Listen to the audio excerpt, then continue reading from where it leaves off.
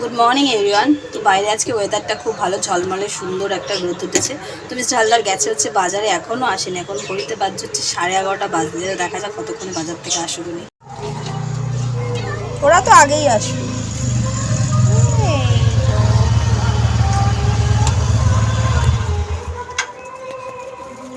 এতক্ষণ লাগে? চিকেনের পিস করা নেই, তুমি করবে।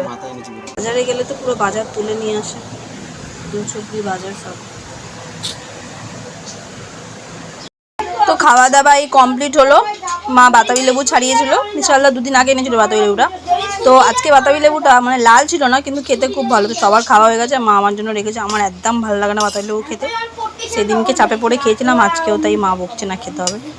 তো এখন খাতে গেছে, এখন সন্ধ্যে 7:30, আর সানডে মানে বেরোনোর থাকে। তো চলো রেডি হয়ে নিই, কোথায় বেরোচ্ছি সাথে বিষয় শেয়ার করবো। যাচ্ছি হচ্ছে দুর্গা মন্দির।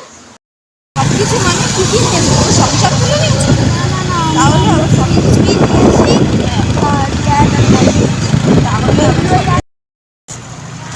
আমরা চলে এসেছি দুর্গা মন্দিরে। তো এই যে ঠাকুরের ভোগ প্রসাদ। কিসের? এই যে আমাদের ছোট্ট রাধারানী, আজকে রাধা অষ্টমী, তাই রাধারানী সেজেছিল ছোট্ট বনুটা। এই বনু, তাই তো তুমি রাধারানী সেজেছিলে তো?